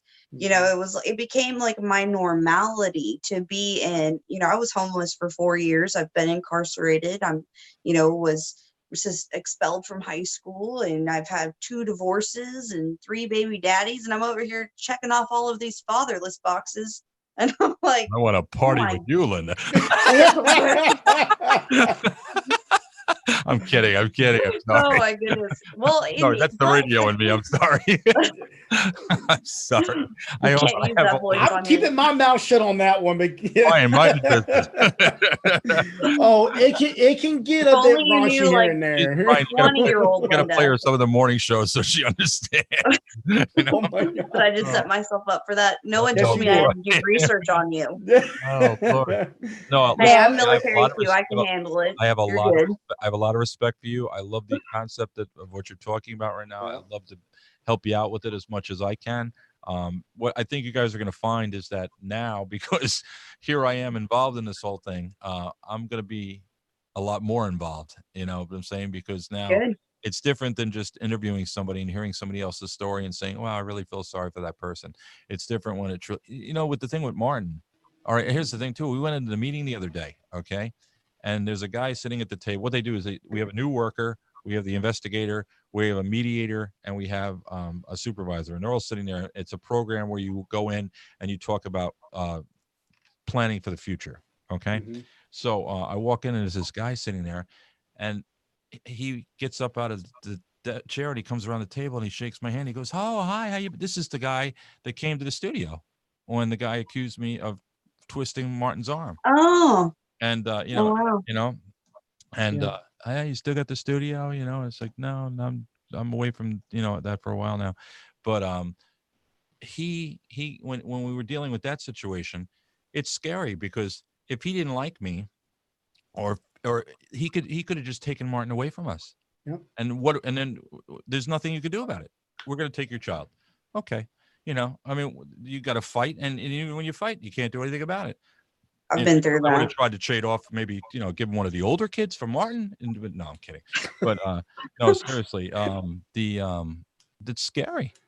It is, absolutely. You know, there was a thing I posted it on my Facebook page today. There was a Steve Wilkos show, and for 2 years, these parents did not. The children were taken away, and they were away from these parents for 2 years. And the mother said on the Wilkos show, she said, and you could see it on my Facebook page. She said, I'm going there right now. I miss birthdays. I miss Christmas. I miss all these things of my children growing up. And we're here today. And, you know, they were accused of striking their children. 2-year-old son. Of striking their children. And they both took lie detector tests. And what Wilkos does, what a lot of people don't realize, he's got one of the top lie detector analysts that does this. And they give them 4 tests. 4. Okay, not 1, 4. So they can, and this guy, if they say you're lying, trust me on this one. So the parents both took the tests and both came up that they were telling the truth, that they never did it. So for 2 years, they lost their children, and they've been telling the truth all along, and nobody would listen to them and nobody would believe them. And you know, and as far as my daughter goes and everything like that, I don't know what happened. All right. And I don't know. And could it have been an accident? Absolutely. Kids. I have a video, Brian. I got a video when we first got the baby. I took a video of the baby rolling around, because he would roll around and he'd have his arm behind his back and he'd land on his back. He's a mover. He moves around. I showed that video to the orthopedic guy that put the cast on his arm, to the orthopedic surgeon. I showed him a video and I said, "Can you tell me, excuse me, if what happened to the child could have happened because of what he's doing here?" And the doctor said to me, he says, "I wouldn't rule it out." You know, Absolutely. There you go. You know, not only has your child gone through this trauma, but your daughter has possibly gone through this trauma too. And I will tell you, as a parent, when you're falsely accused like that, that shit sticks with you. Like I got falsely accused by a daycare because I came in and I dropped my daughter off at daycare on time. Okay. And she was like, "Oh, wow, you're finally here at daycare on time." And I said, "Well, how do you know my schedule? You know, like, you don't know me." And she was like, "Well, I'm just saying you're usually a lot later." I said, "Yeah, well, my daughter has been congested. It's the winter time." So I gave her some medicine and she finally slept through the night. Well, she reported me for medicating my child to make her sleep. And I was like, my daughter's been throwing up because she's congested. So I go through this entire DHS spill where they said because I was divorced, they had to contact every single one of my ex-husbands. They had to contact, and that probably sounds dysfunctional, but whatever. So they had to contact all of my ex-husbands. They wanted to actually go and inspect my ex-husband's homes because that they were tied to me in any way. And it was actually my ex-husband that saved me because they wanted to come in and check out his house. And he goes, I'll meet you at your house. You have no right to come to my house. They ended up. They think they have rights. Yep. Oh, they yeah. violate our rights. That's well, so exactly. The DHS worker was like, well, we'll just come to the school and interview your kids at school. And he's been through false reports with DHS as well with his first marriage. And so he told them, he was like, you talk to my children without my presence and I will have you arrested. You do not have my permission. They went to the investigator went to the school the other day to talk to Joseph and asked him once again, so Joseph, how did Javon's arm get broken? And then the question she asked was, what can I do to bring your life back to normal? And my daughter Jennifer and my ex-wife, who was taking care of Joseph, said that she traumatized the kid.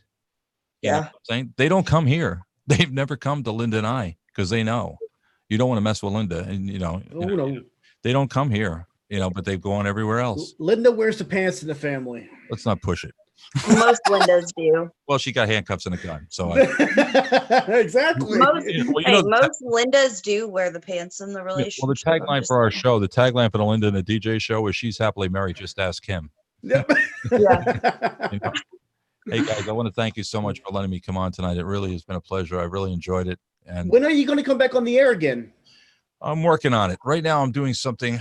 It's funny because I'm working with Gina on coming back on with Cop and Calamity. I do something called, I actually started something called Jesus Jams, where I've been doing, what I started doing was a Christian music countdown show. Mm-hmm. And I said to Gina one day, I said, Gina, I said, anybody can play music anywhere. They don't need me. I want to do something different. So I started something called the Prodigal One podcast. And basically what I've done is from my experience, and Linda shared with her situation and my situation, I did 4 years in federal prison, I've been around the block more than once, and I definitely was the textbook definition of the prodigal son. And, but here I am all these years later, I've really turned my life around. I got a beautiful wife. I got a beautiful son. I got a great Call him the dog. Everything I possibly can do to. And you know what the sad thing is that I tell everybody that. I'm the first person to tell everybody, hey, listen, I want you to understand who I am and where I came from and what I am now. But anyway, I was doing the Prodigal One. And so, but the numbers on Jesus Jam have been jumping. And Gina called me up. She goes, Eric, you got to do the show again. People are asking for it. Radio stations out there want the show. And I said, all right. So today, as a matter of fact, it aired. We did what I'm doing now is a combination of the two, where basically what I'm doing, on this week's show, I played music and talked about certain things. And one of the topics was about judging other people. And I believe very strongly now in biblical foundation. All right. You don't necessarily, how can I say this nicely? And life is not rainbows and butterflies, but the bottom line is there are a lot of people that shy away from it. And I tell everybody, I said, listen, Jesus didn't come to earth so that you could have religion. Jesus came to earth so that you could have a relationship with your God. All right. So the bottom line is that book that they call the Bible has been around for quite a long time. There's a lot of wisdom and everything like that. And it makes sense even in 2019. So if we could take the principles from the Bible in 2019 and live by those principles, all right. And I find when I live that sort of life, when I live according to that, I'm a lot happier. I really am. I'm a lot happier. So if I can spread that and I can put that out there and I can say, hey, in my own, because I don't beat around the bush. If I could talk about, the fact, if I could tell somebody basically, it doesn't matter what you've done in your past. It truly doesn't matter. It might, it does. It might be in your mind that it matters, but it doesn't matter. What matters is the fact that, the person that really matters has forgiven you and you can move on. And the people that don't forgive you or the people that are holding things against you, they don't matter because they're not your friends and they're not your family. Friends and family understand and want the best for you. people. Yeah, I actually recently just spoke at a prison with men, and there was 80 men total. 60 of them were incarcerated fathers, and of the 60, 57 of them had fathers who were incarcerated while they were children growing up. Mhm. And from my past, my father was incarcerated, and he spent, off and on over 20 years. He's now since dead, but when I met him, I was 17, and that was one thing my mom always used against him was, he was incarcerated and he had addiction problems and he was this and he was that. And then I met him. And that was actually one thing that brought me to fight for fathers' rights was the fact that did he become what he became because of who he was or from what society created? You can't take away and deplete a human being and condemn them for their entire lives and then say, well, now look, he's an addict. Look, he's incarcerated. At what point in time does society have a hand in allowing people to become this? Right. I agree. My oldest daughter, Dawn, was a heroin addict.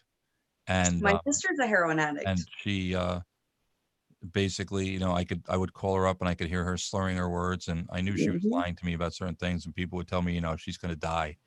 And until she finally hit rock bottom, she has two young girls. Well, now they're older, but until she woke up one day and said, I've had enough.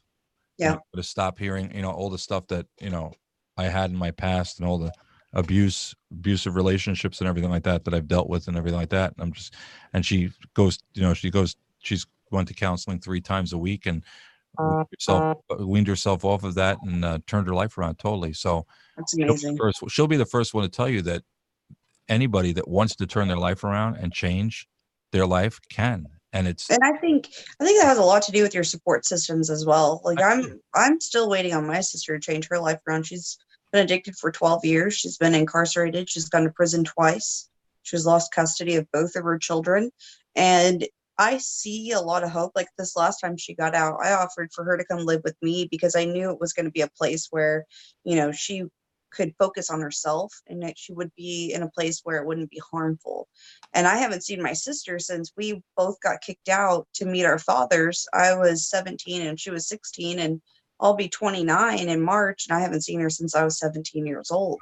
And so, I keep trying to get her to come back and know and understand like there is real love and real support out here for you. And I think until she finds herself in this environment, she has literally continued to repeat the habits of our parents in our childhood. And so, a lot of people don't see that side of us. Yep. And I think it's great for what your daughter's been able to do. And I hold faith for, what my sister can eventually do as well. Problem is, you're right. But a big thing of it is society too. I wrote a song that was used in a documentary called An American Epidemic, talking about heroin addiction. And the lyrics to that song are, mommy's in the PTA, daddy mows the yard, living in their perfect world where nothing can go wrong. No one seems to notice that their princess is in pain. It must be the weather now that's driving her insane. People want to turn a blind eye to the fact. They don't want to admit my daughter's an addict. They don't want to admit my son is an addict. They don't want to admit my husband's an addict. They don't want to admit my wife is an addict. They want to just say, oh no, they'll be fine. And it's funny because, well, it's not funny, but worked with a young woman one day at work, and she was telling me about her sister living with her boyfriend, who's a drug dealer who beats her all the time, and she's constantly using and constantly stealing and everything like that. And I talked to her and I told her, I gave her a couple of places that she could call, and she hesitated for one day. She hesitated one day to call her sister and not try to help her, and her sister OD'd and died. And she was devastated. She says, "Why didn't I call yesterday?" So all of you out there that are listening right now, or anybody that's listening right now, let me just say this. If you have somebody that you're dealing with in your life, all right, that you feel, don't hesitate. Yeah, there you go. There you go. Don't hesitate. Do not hesitate. And even if you have somebody that you haven't spoken to, call them. Don't wait for them to call you. You call them. Exactly.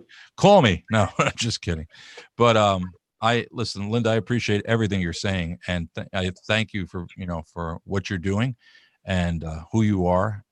And I really want to help out with the nonprofit in any way I can, So. Well, I appreciate that. Yeah, we plan to definitely go to the East Coast. I found out that's where my biological father's family from, Okay. and so Yeah, she'll be over here in March. Well, you got a friend in New York right now. I'm right here. that's Yeah. wonderful. All right. Thank you. I Stay away appreciate that. from. Stay away from Brian. Just talk amongst yourself, Brian. We're busy. I'm just Hey, kidding. Brian, don't you start with your shenanigans here, okay? You know how many times I've driven through Maryland in the past couple of weeks and months, and every time I drive through Maryland, I'm DC and everything like that. So what he's saying is he chose not to say hi to you. Pretty much. Yeah. He invited me to come say hi to him in New York. I was in Maryland. Oh my God, what's the name of the town? All I know is there's like a skydiving place right off of 95 there. Hey, before I rudely shut off, I just want to let you know I'm on 5%, so I'm about to die. So I'm gonna jump off here. Thank you, Eric. I am so happy I got to meet you, and I definitely look forward. I'm gonna message you when I get a little bit more life into my phone. And please, Ryan, as always, thank you for having me on here. I'm gonna jump off too, but we're gonna be always welcome, Brian. We're gonna be doing that. Linda and I are gonna be doing the 24-hour marathon. Yes, you are. Matter of fact, I'm going to pull that. Give me 1 second, Eric. Linda, we'll talk. Okay. Let me see here. I'm going to pull that up real quick just so people can see, because there's still some slots that are open. If anyone wants to, partake. Maybe I'll call Gina tomorrow and ask her and Sam to take a slot. Okay. So yeah, we got 2 p.m. to 3 p.m., 4 p.m. to 5 p.m., 5 to 6, 6 to 7. That's all on Thanksgiving Day. And then we have 12A to 1A, 2A to 3, 3 to 4, 4 to 5, and 5 to 6 on Black Friday morning.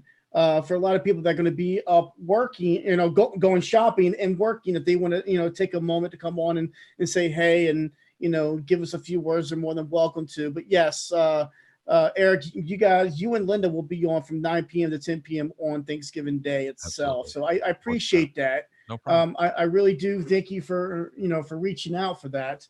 And, anytime that you bring your show back, dude, if you ever need a host, just let me know. I'll come on and join you.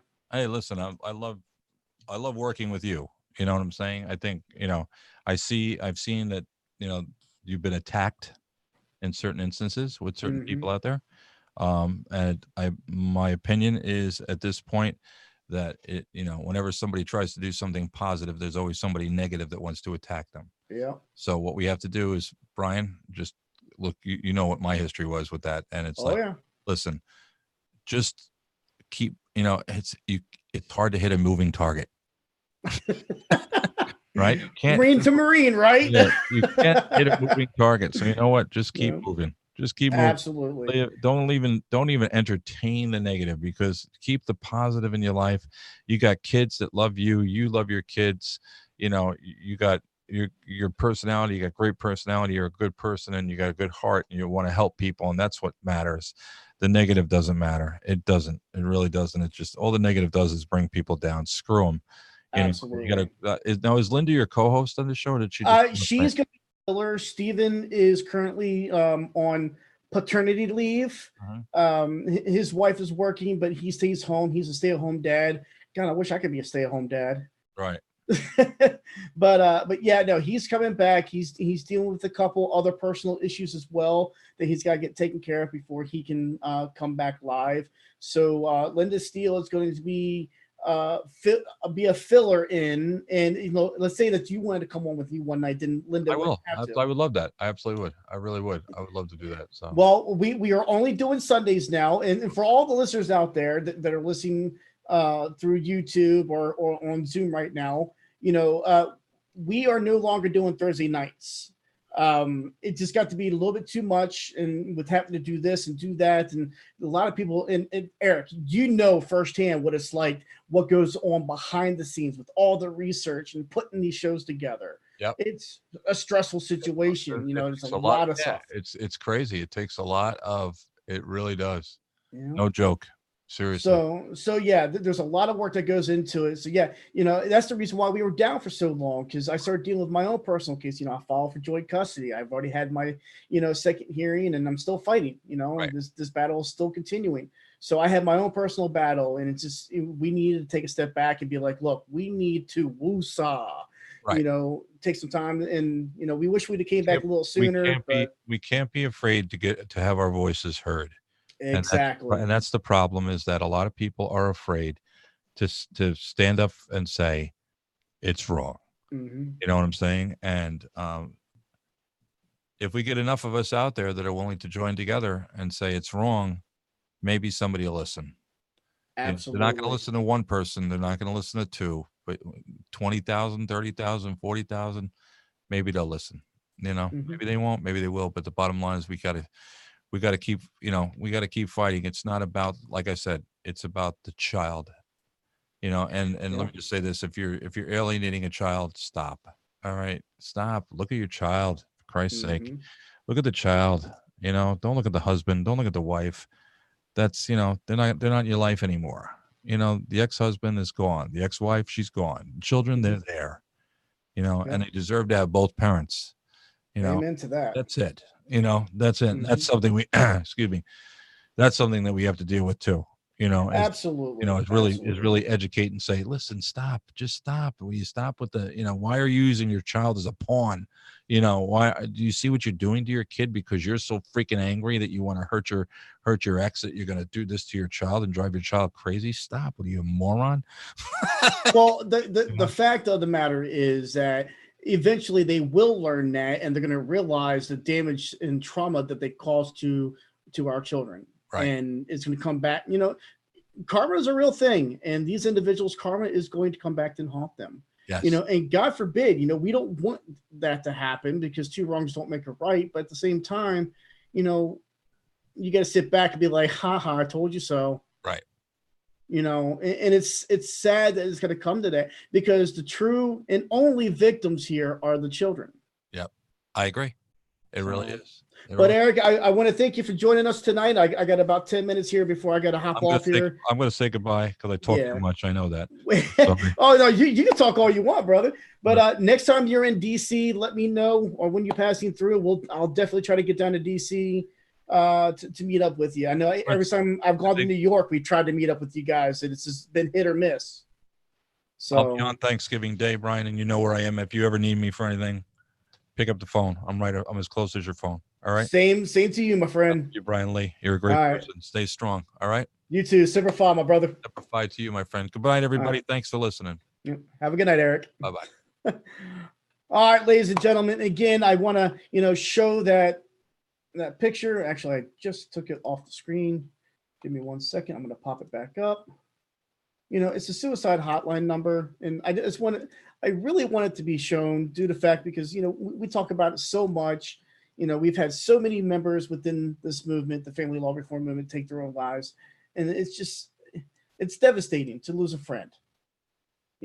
So if you are somebody is having ideologies of wanting to commit suicide, please reach out for them, give them the number, get them to reach out and talk to somebody. The hotline number is 1-800-273-TALK. 1-800-273-8255. Again, 8255. And you can also text 741-741. Again, 741-741. And, the hotline is 24/7. There is always somebody willing and waiting to talk, to give you the guidance, to listen to what you have to say.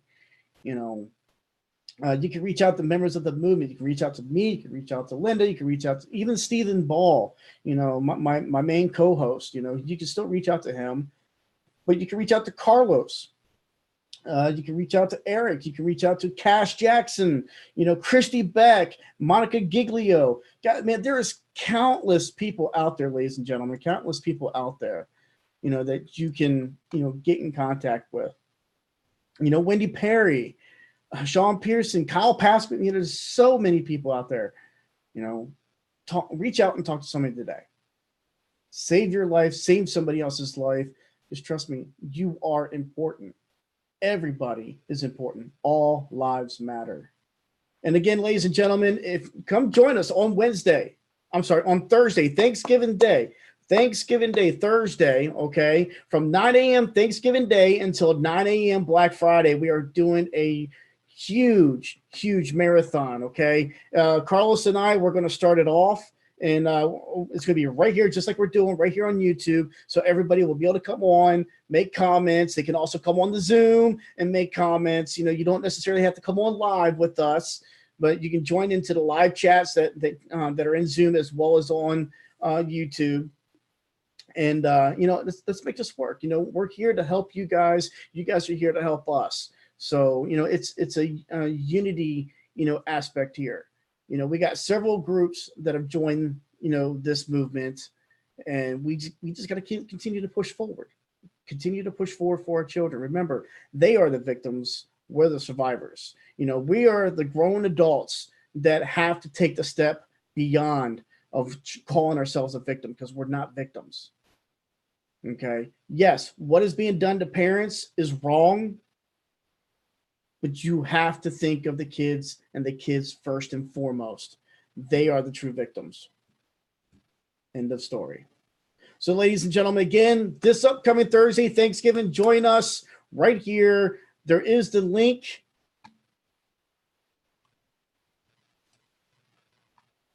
Let me go ahead and share this page again. All right, this right here is the actual picture right here. Happy Thanksgiving Day, 24-hour live marathon, 9 a.m. to 9 a.m., Thanksgiving to Black Friday, hosted by Carlos and myself. It will be here on one platform and one platform only. And again, there are slots still available. Okay, there's still slots still available right here. All you got to do is contact Carlos or contact me, and we'll make sure that we get you in one of those slots, okay? So with that, ladies and gentlemen, our next live broadcast, other than Thursday, will be this up next Sunday. I'm actually going to be producing a PowerPoint that deals with co-parenting. I had the very fortunate aspect to go to a co-parenting class, and this literally a 9-hour co-parenting class, a very knowledgeable parenting class.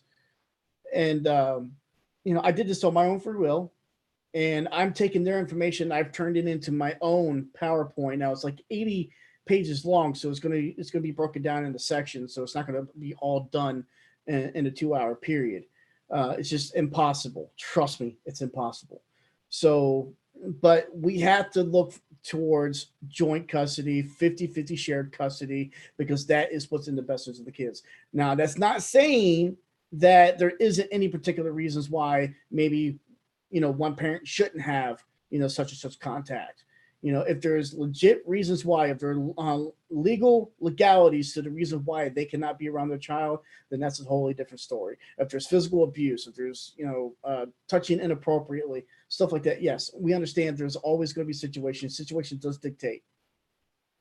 But in reality, the child must be with the parent. They shouldn't be kept away from either parent. So, and that's what we're pushing for. Americans speak with shared parenting. Dads can too. Dads talk today. The father's rights, the grandparents' rights, the mother's rights, the women's rights, fighting for father's rights. And, there's so many groups out there. Ladies and gentlemen, we don't need any more groups. There's countless groups out there. I know I'm personally involved in probably close to 1,000 groups. And I'm having to take myself out of them because constantly my phone's getting blown up with messages and notifications. So no more groups. Join one that's already there. Use your resources to help another organization, help another group. But we need to unify. We need to come together as one. So until Thursday, ladies and gentlemen, thank you for joining us tonight. Come back and join us from 9 a.m. until 9 a.m. Thanksgiving to Black Friday. It's going to be a live 24-hour right here, straight through. You will not have to go find another live feed. Everything will be done right here, like we're doing right now. Carlos and I will be hosting that, and periodically you'll see me disappear, and you'll see Carlos come in, and you'll see him disappear. You'll see me come back in. So, but everybody will have a chance to speak if they want to.